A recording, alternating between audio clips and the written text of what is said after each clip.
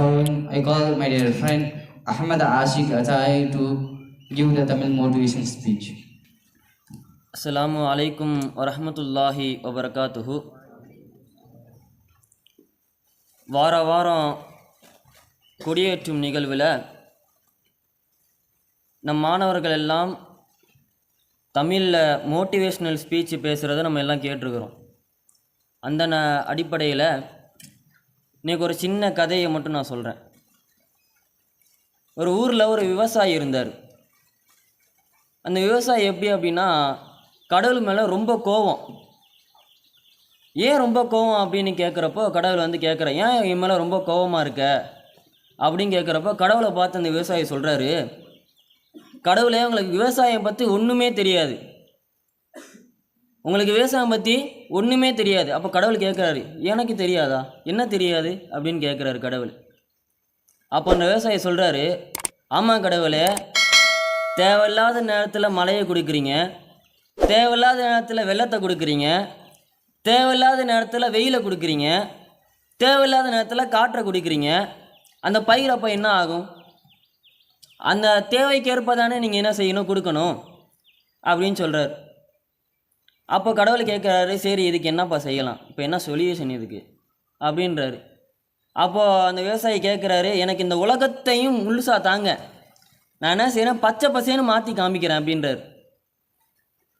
அப்போ அப்படிலாம் கொடுக்க முடியாது தம்பி, நான் வேணால் ஒரு ஏக்கரை கொடுக்குறேன், அவனுக்கு ஒரு டெஸ்ட்டு வச்சுக்கரலாம், அந்த ஏக்கரை நீ நல்லா செழிப்பாக காமி, அதுக்கப்புறம் இந்த உலகத்தை கொடுக்கலாமா வேணாமா அப்படிங்கிறத நான் யோசிக்கிறேன் அப்படின்னு சொல்கிறாரு. அந்த விவசாயிக்கு ரொம்ப சந்தோஷம். ஐயோ கடவுள் கொடுக்குறேன்னு டாப்பில், சரி ரைட்டு நம்ம போவோம் செய்வோம் அப்படின்ட்டு ஒரே ஒரு சின்ன இது மட்டும் கொடுக்குறாரு, வரத்தை மட்டும் கொடுக்குறாரு. நீ எப்போல்லாம் கையில் சொடக்கு போட்டு எனக்கு வெயில் வேணும் அப்படின்றியோ அந்த நேரத்தில் வெயில் வரும், எப்போல்லாம் மழை வேணும்னு கேட்குறியோ அப்போல்லாம் மழை வரும், அந்தந்த சீசனுக்கு எப்போ அப்பப்போ அதாவது கிடைக்கும் உனக்கு, நீ ஒரு சொடக்கு மட்டும் போட்டால் போதும் அப்படின்றாரு. இந்த விவசாயிக்கு இன்னும் குஷி ஆயிடுச்சு. அப்போ என்ன செய்கிறாரு, ஒரு ஏக்கரில் ஃபுல்லாக நெல்லை போட்டு இது விதைக்கிறாப்புல, ஃபுல்லாக அந்த பயிர் அப்படியே பச்சை பசேன்னு அப்படியே பளிச்சு நிற்கிது. அறுவடை நேரம், நாளைக்கெல்லாம் அறுவடை செய்கிறாங்க. அப்போ அதுக்கு முன்னாடி எல்லா விவசாயம் கூப்பிட்றாங்க, கூலியெல்லாம் கூப்பிட்றாங்க, நாளைக்கு அறுவடை செய்யணும் அப்படின்ட்டு. அதுக்கு முன்னாடி அவர் நெல்லை போய் பார்க்கலாம் அப்படின்னு சொல்லிட்டு ஒரு கம்பீரமாக ஒரு கெத்தாக போகிறாப்புல. போயிட்டு அந்த நெல்லை அப்படி கோதி எடுத்து அப்படியே அதை லைட்டாக அப்படி கசக்கி விட்டு ஒரு ஊதணும்.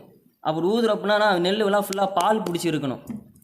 அப்போ பால் பிடிச்சி அப்படி இருந்துச்சு அப்படின்னா நெல்லெல்லாம் என்ன இருக்குது, நல்லா ஆரோக்கியமாக சத்தாக இருக்குது அப்படின்னு அர்த்தம்.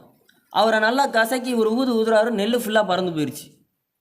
சரி ஒரு ஏக்கரில் எல்லாம் இப்படி தானே இருக்கும் அப்படின்னு சொல்லிட்டு திருப்பி என்ன செய்கிறாரு, ஒரு நெல்லாக புதுங்கி பார்க்குறாரு. 5 ஆகுது, 10 ஆகுது, 30 ஆகுது, எல்லாமே அப்படின்னு ரொம்ப கோபமாக விட்டார். ரொம்ப கோபமாகி கடவுள்கிட்ட கேட்குறாரு, கடவுளே நீங்கள் என்னை ஏமாற்றிட்டீங்க, நீங்கள் எப்படி என்னை ஏமாற்றலாம் அப்படின்னு கேட்குறாரு. இப்போ கடவுளை கூப்பிட்றாரு, வாங்க கடவுளே அப்படின்னு. கடவுளை வந்துட்டாப்புல, சொல்லுங்கள் தம்பி உங்களுக்கு என்ன பிரச்சனை, என்ன ஆச்சு, என்ன செய்யணும், ஏன் இப்படி, ஏன் கோவப்படுறீங்க, ரொம்ப கோவப்படாதீங்க அப்படின்றார். இப்போ உடனே அவர் சொல்கிறார், நீங்கள் என்னை ஏமாற்றிட்டீங்க கடவுளை, பாருங்கள் இந்த நெல் ஃபுல்லாக இவ்வளோ பசுமையாக இருக்குது, ஆனால் எந்த நெல்லுமே பால் குடிக்கவே இல்லையே, ஃபுல்லாக சாவியாக பறந்து போயிடுச்சே அப்படின்றாரு. அப்படியா, இதா பக்கத்தில் ஒரு நெல் இருக்குது தெரியுமா, அந்த நெல்லை போய் எடுத்துகிட்டு வா பார்ப்போம் அப்படின்றாரு கடவுள். போய் எடுத்துகிட்டு வரார். எடுத்துகிட்டு திருப்பி கசக்கி பார்த்துட்டு ஊதுறாப்பில் ஃபுல்லாக அப்படியே பால் பிடிச்சி அப்படியே பார்க்கவே ஒரு அழகாக இருக்குது. ஆனால் பக்கத்தில் இருக்கிற நெல் அந்த வயல் எப்படி இருக்குன்னா தொங்கி போய் ஒன்றுமே பிரயோஜனம் இல்லாத மாதிரி இருக்குது. இவர் நெல் பார்த்தா அப்படியே செழிப்பாக நிற்கிது, பச்சை பசேன்னு இருக்குது. உடனே அவர், பார்த்தீங்களா கடவுளே, அப்போ நீங்கள் என்னை ஏமாற்றிட்டீங்க அப்படின்றாரு. தம்பியே அது அப்படி இல்லை, அந்த நெல் இருக்குது தெரியுமா, தேவையில்லாத நேரத்தில் நான் அதிகமாக அதுக்கு மழை கொடுக்குறேன். அப்போ என்ன தெரியுமா, தனக்கு எவ்வளோ தேவையோ அது மட்டும் அந்த நெல் எடுத்துக்குது. தேவையில்லாத நேரத்தில் நான் வெள்ளத்தை கொடுக்குறேன், தனக்கு எவ்வளோ தண்ணி தேவையோ அந்த தண்ணியை மட்டும் எடுத்துக்குது.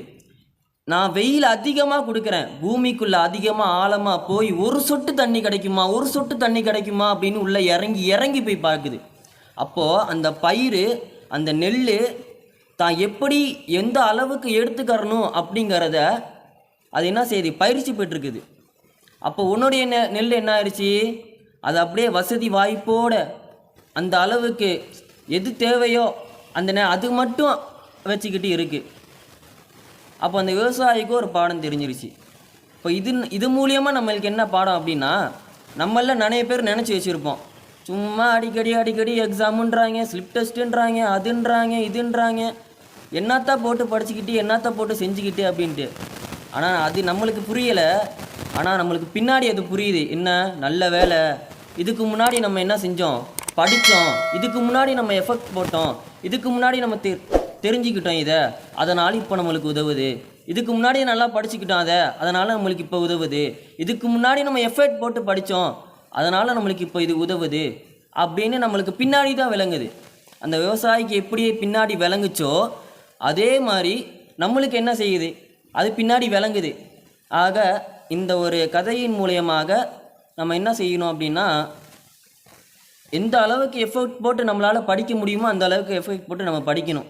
10th 11th 12th அதிகமாக மார்க் இருக்கக்கூடிய பாக்கியத்தை வல்லோன் அல்லாஹ் அவங்களுக்கு தருவானாக. வாஹிரு தவனால் அல்ஹம்துலில்லாஹி ரப்பில் ஆலமீன். அஸ்ஸலாமு அலைக்கும் வரஹ்மத்துல்லாஹி வபரகாத்துஹு.